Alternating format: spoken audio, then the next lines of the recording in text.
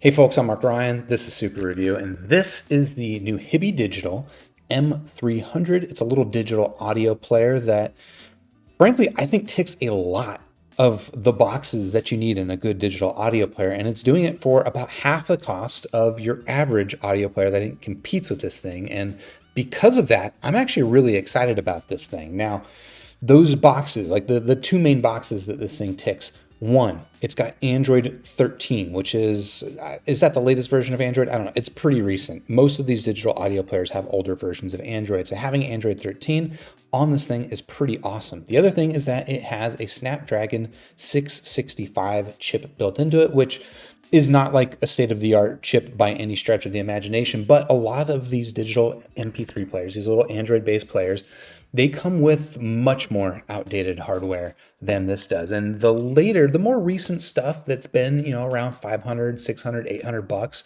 will come with the Snapdragon 665. But the M300 that we've got here, it's got the same Snapdragon 665, but it's got a price point of just $200. And now, I know 200 bucks for a digital audio player. Hiby already makes another sub $200 audio player. It's interesting that they've got this one, but I'm really excited about this one because it's Android based. It's got that later version of Android. What? 200 bucks? What are the sacrifices?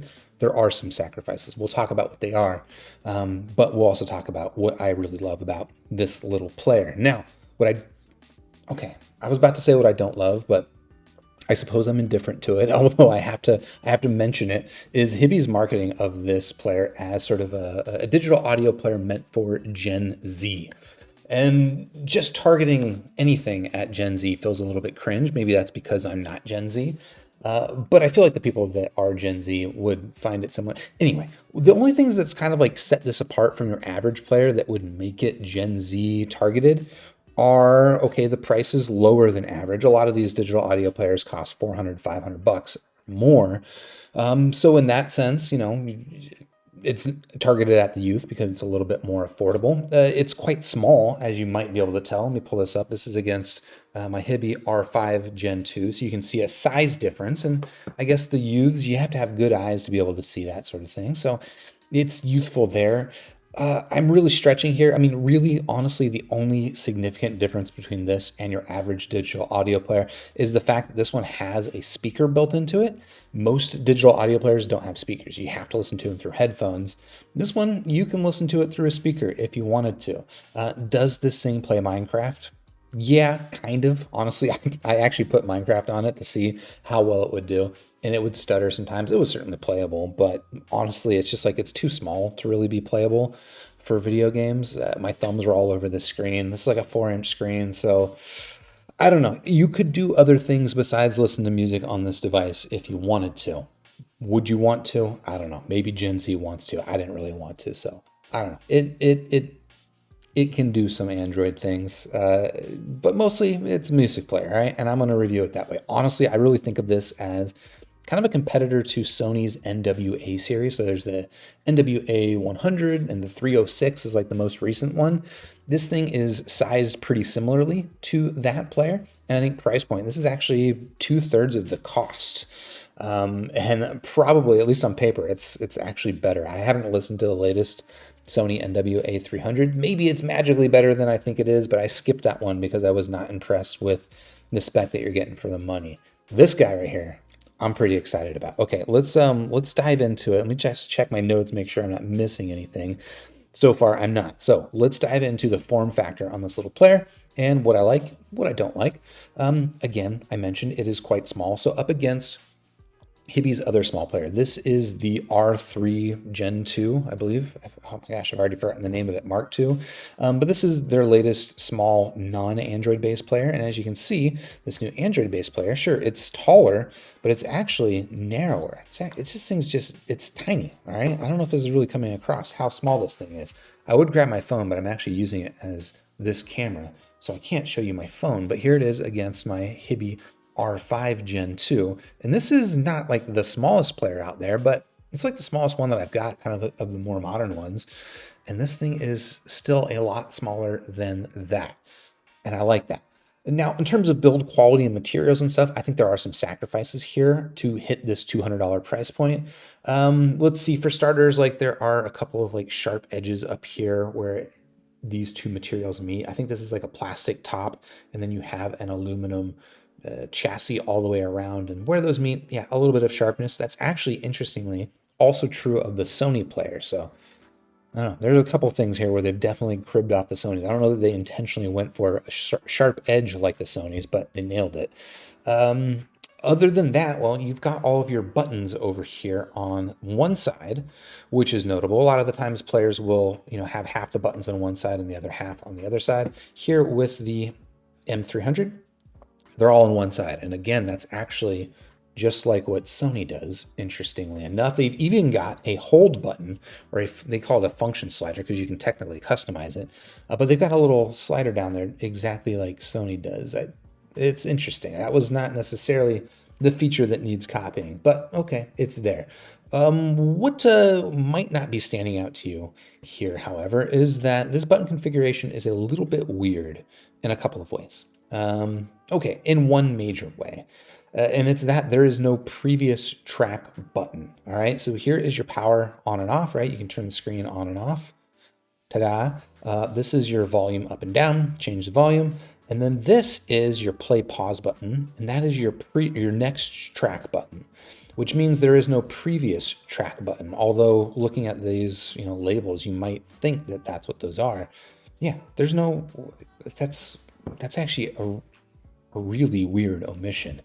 And honestly, it's probably my biggest complaint about this little player. For me, it's not a deal breaker. Actually, surprisingly, I don't use previous track button that much. And obviously, you can turn on the screen and use the software to go to the previous track if you want. I'm actually petitioning Hiby to update the button configuration, or at least give us an alternative, which I'm not going to dive into the exact details of. But I think it is possible to make this button configuration work with all the functionality that I want out of a player, just with some firmware. We'll see if they actually do that. I certainly wouldn't bank on it, but it is notable that there is no previous track button on the M300. And again, not a deal breaker for me, actually. It's just weird. It's just weird, okay? I guess it's also weird that the play button shares what looks like a rocker with the next track button. That's a thing that Hiby's also doing on this player. That's also weird, but again, you get used to that. Apart from that, much to say about the physical form factor. I mean, I like that it's small. It's pretty lightweight. I believe it's glass on the back as well, although you can tell it's got a bit of a matte finish. It is, somewhat fingerprint prone, although I will admit to having lotioned my hands right before this. Maybe that was a mistake on my end. But no, it is a little bit fingerprint prone. And maybe on that note, a thing I've complained about with some other Hiby players is that they don't seem to treat their screens with an oleophobic coating, so that the fingerprints, they show up pretty easily on these screens. And that is the case here with the M300. But there's actually something that's a little bit worse, is that I think the glass on this screen is a little bit cheaper than the glass they put on some of their other screens, as evidenced by the fact that you can see this right here. That is actually a scratch. And let me pull this up. I don't know if you'll be able to see anything here. But yeah, that's an actual scratch. And if I angle it just so slowly, or just so slightly, no, yeah, you definitely can't see anything here on the screen apart from some dust. I'll wipe this off, but yeah, they're basically just little micro scratches kind of all over the screen. And you might expect that to be kind of standard with these digital audio players, but honestly, I don't. It's not the norm, right? This is the R5 Gen 2. I've had this much longer, been using it honestly, much more. Let me give it a screen wipe just to show you those are smudges, but this screen is pristine. I don't like screen protectors on my devices. The M300, I'm pretty sure actually came with a screen protector. Usually the first thing I do is take it off, and most of the time it's not a problem. But here with the M300, because the glass appears to be a little bit cheaper, I think it's a little bit more prone to scratches. And so if you're buying one for yourself, I would consider either keeping the default screen protector on there, or hopefully somebody makes a glass screen protector, because that's why I don't really like them, is that Hiby installs like a plastic screen protector. It doesn't feel great. This one might be worth keeping the screen protector on, or just be super, super careful, or, be okay with a couple of small scratches. All right, anything else to talk about the physical form factor? Okay, here's another Gen Z feature. It's got a You can put a little key ring or something on there, right? Add a little bit of pizzazz. Okay, it's got USB-C on the bottom. Actually, I didn't mention that. And it has the headphone jack on the bottom, which is what I like. I don't really like it when my headphone jacks are on the top, so seeing that on the bottom, that's perfect for me. And USB-C, obviously, you want to charge it, you want to use USB-C. Okay, anything else I need to talk about the form factor? I don't think so. No, it's small, 4-inch screen, yada, yada, yada. All right, let's dive into the functionality here in this player. Because living with a digital audio player, there's a lot of things that can go wrong. And I gotta say, apart from the slightly unique button configuration, the functionality in this player I love. I really have no complaints about it. Like I mentioned, it's got Android 13, so all of my, I mean, even Android 8 honestly is fine for me, but it's not the most modern. Having a more modern version of Android just means that your softwares are going to be more future-proofed. All of my softwares work. I use basically my customizations are I use Power Amp here for my digital or for my music player's interface. I use an app called Battery Bar, which means that I get like the battery kind of overlaid over the top, or maybe it's overlay battery bar. I gotta unlock this screen so I can show you what I also use is this is not Nova Launcher. This is Niagara Launcher, which is just a nice simplified UI that I like for these digital audio players. You know, you can scroll all your apps like this, but really these are kind of the only apps I'm using. And I like that I can, you know, minimize the UI like this. I don't have any issues with it like I have had with some other digital audio players. Other than that, I mean, look, I can go into settings. I can show you that it has basically all of the stuff that you expect. I'm going to this about device. You can see that we've got our Snapdragon 665, uses the Cirrus Logic DAC. It's got 3 gigabytes of RAM, 32 gigabytes of ROM. So basically that just means if you want to put your music on this thing, and I do, you're going to want to use a micro SD card, and there is a slot here for a micro SD card. The screen is not especially high resolution, but for this screen size, it's actually perfectly fine. I would say that the update rate actually is a little bit on the slow side. I forgot to mention that. The battery is quite small. Okay, what am I doing? Why am I in here? I was basically just trying to show you that it's Android 13. Yeah, let's go back to here. And I can pin apps, which is what I like to do with these Android-based players. Okay. Apart from that, let's see, functionality-wise. Okay, I guess I should mention this, that the performance, the Snapdragon 665, why I like that little chip in there is that a lot of these Android players just don't have like this one in particular does not have a very good chip in it, which means that software like Spotify doesn't run really well. On here, Spotify actually runs pretty well. Let me close that out. And I have not launched Spotify in a couple of weeks on this device, so this will be a fresh start. So you get a sense for what Spotify looks like on the M300. You see loading that up was actually pretty quick. Oh, I've got my unwrapped if I want to check it out. Let me dismiss that for now. But yeah, you can see that scrolling performance on this thing is actually quite nice. And that's more than I can say for this player. This is my R5 Gen 2. Again, this is the player I've been using. It cost almost twice as much, especially when it was brand new. It definitely cost more than twice as much. And the performance on this little M300 is actually just way, way better. Go into my Discover Weekly if you guys want to see what Spotify is wrecking me. This is some of the music. But yeah, just really pretty happy with the performance on this guy. Other than that, I mean, anything else I wanted to talk about performance? I don't think so. Again, like I did run Minecraft on it. It wasn't great actually, but I'm not buying this device to use Minecraft. I'm using it to run Power Amp, Spotify sometimes, and run some software that syncs my music library automatically.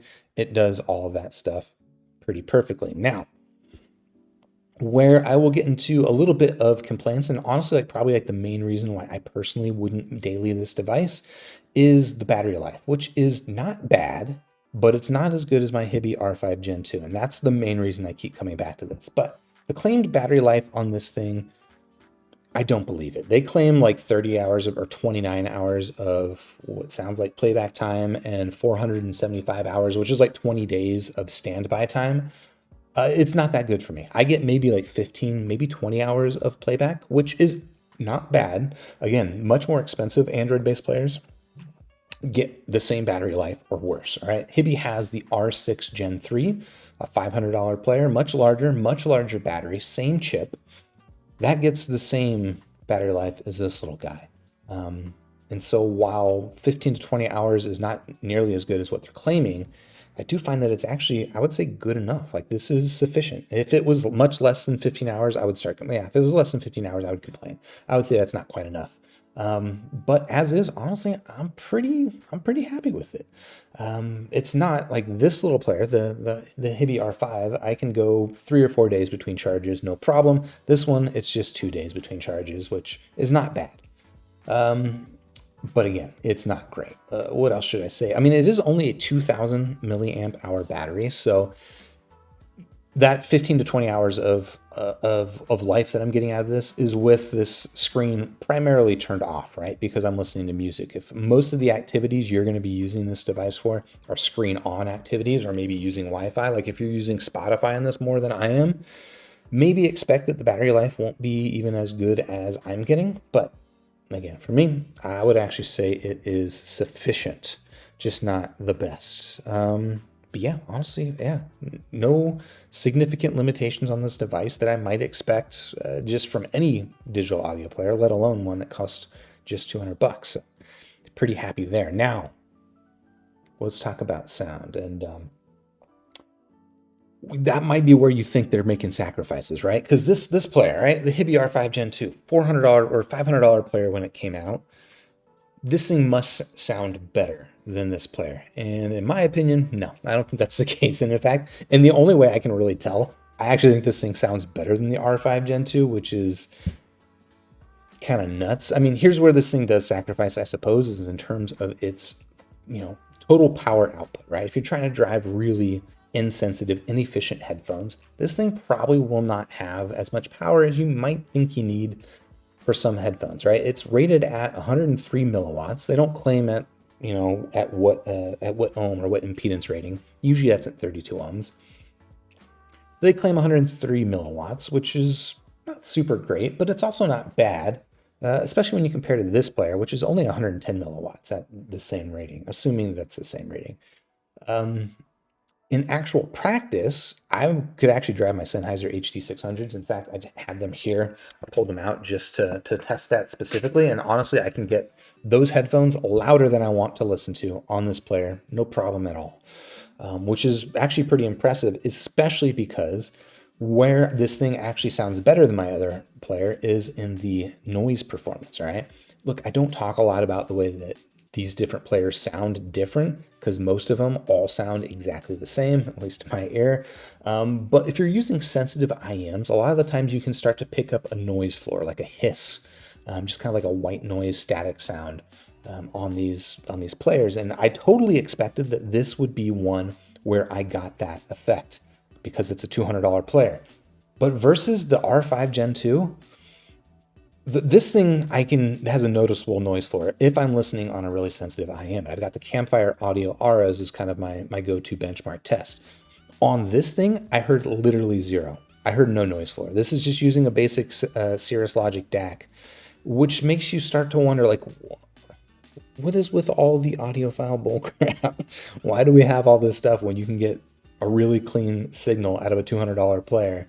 And just using 3.5 millimeters. So I guess that is one other thing to talk about with this, is that there is no balance connector on the M300. It's just single-ended 3.5 millimeter, and I think that is based AF. Balanced is just, it's a waste of time, guys. I'm telling you. Okay, sure, you can sometimes get more power output. Okay, you can usually get more power output with a balanced connector, but if you're just listening to IEMs, it certainly doesn't matter. And if you're listening to even something like the Sennheiser HD600, I'm telling you, it doesn't matter. You only get higher noise floor, like more noise sound, with a balanced connector. Like this thing has got it. Like, what do you guys need? What's going on here? So yeah, really, actually, pretty satisfied with the sound on this thing. Anything else I want to talk about? No. Honestly, that is the Hiby Digital M300. It's really adapted, hits all the points that I need in an adapt. It's small, compact, sounds great, has decent battery life. I would wish for better battery life. It's got buttons. I would wish for maybe a little bit better of a button configuration, but for $200, I would honestly take this over most DAPs, okay? This Hiby R5 Gen 2 is the only DAP I would probably take over this one, and it's just because this thing has better battery life. If this thing had that kind of battery life, I would just go to this because it's small and compact and it does everything I want. And honestly, out of 5 stars, because of all that, I've got some complaints. I wish the screen was a little bit nicer, premium materials, whatever, but 200 bucks, that's a 5-star out of 5. And that is actually legitimately my first 5-star review for a digital audio player. And if you're interested in checking it out, well, of course, I've got it linked in the description down below. Shout out, by the way, to Hiby for sending this guy in for review. I've got them linked as well. And while you're down there, if you like this review, if you found something here useful, helpful, or maybe you hate my take on all DAP sounding the same, hit the like button, subscribe to the channel, ding the YouTube bell, and I'll catch you on the next super review. Yeah, cheers. Have good holidays.